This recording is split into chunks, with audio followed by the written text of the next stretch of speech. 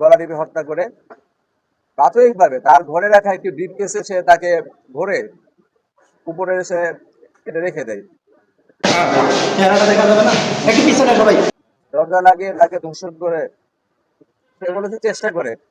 পূর্ণাঙ্গ medical report আসলে ধর্ষণ হয়েছিল কিনা সেটা জানা যাবে, তবে সে ধর্ষণের সে চেষ্টা করেছে, সিমটম সেখানে এটা আছে।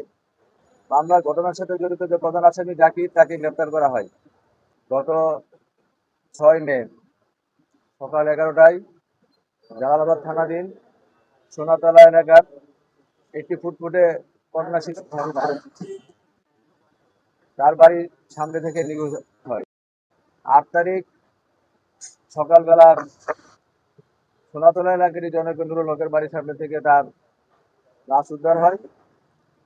যখন শিশুটি নিখোঁজ হয় তাকে খোঁজাখুঁজি করা হয়, খোঁজাখুঁজি করে না পেয়ে শিশুটির মা জালালাবাদ থানায় একটি জিডি করেন।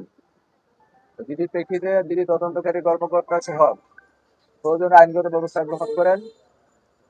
বিষয়টি পুলিশ কমিশনার মহোদয়ের নজরে আসলে তিনি আমাদের সকলকে এই শিশুটি উদ্ধারে প্রয়োজনীয় পদক্ষেপ গ্রহণ করার জন্য উনি আমাদেরকে নির্দেশ প্রদান করেন। পরবর্তীতে যখন লাশ পাওয়া যায়, একটি সাঁড়াশি অভিযান পরিচালনা করে মামলার ঘটনার সাথে জড়িত যে প্রধান আসামি জাকির, তাকে গ্রেপ্তার করা হয়। তাকে গ্রেপ্তার করে তাকে জিজ্ঞাসাবাদ করা হয়। জিজ্ঞাসাবাদের পরে সে ঘটনা স্বীকার করে।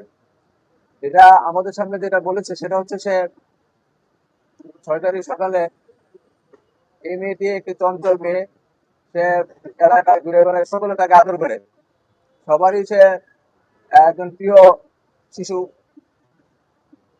তখন তাকে সে একটি সিগারেট, 2টি সিগারেট হাতে একটি দোকানে পাঠায়, তাকে দিয়ে সে সিগারেট নিয়ে আসে। মেয়েটি নিয়ে আসার পরে তার মধ্যে কামনার জগতে সে চলে যায়। তার উপর দৃষ্টি করে মেয়েটিকে সে দরজা আটকিয়ে তার নিজ বসত ঘরে, তার স্ত্রী আগে থেকে তার বাপের বাড়ি চলে গিয়েছিল, দরজা লাগিয়ে তাকে ধর্ষণ করে, সে বলেছে চেষ্টা করে। পূর্ণাঙ্গ মেডিকেল রিপোর্ট আসলে ধর্ষণ হয়েছিল কিনা সেটা জানা যাবে, তবে সে ধর্ষণের সে চেষ্টা করেছে, সিমটম সেখানে এটা আছে। যখন শিশুটি এক পর্যায়ে অজ্ঞান হয়ে যায় তখন সে তাকে গলা টিপে হত্যা করে প্রাথমিকভাবে তার ঘরে রাখা একটি ব্রিফকেসে সে তাকে ভরে উপরে এসে এটা রেখে দেয়।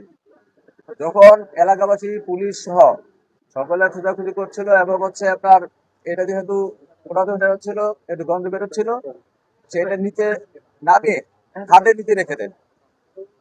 তো ওখান থেকে যখন গন্ধ বের হয় সকলে খোঁজাখুঁজি করে, সে তখন পাশে নুরুল হকের বাড়ির সামনে একটু ডোবা রয়েছে, এই ডোবাতে ফেলে গুম করার চেষ্টা করে।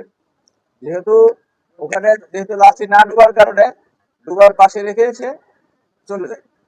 পরবর্তীতে তাকে আটক করে যখন জিজ্ঞাসাবাদ করা হয়, সে অকপটে স্বীকার করেছে এবং যেই আপনার চাদর দিয়ে লাশটি মুড়িয়ে রেখেছিল, সে চাদরটি তার দেখানোর মতো উদ্ধার হয়েছে, সে ব্রিফকেসটিও তার দেখানোর মতো উদ্ধার হয়েছে এবং সে অকপটে সকল ঘটনা স্বীকার করেছে।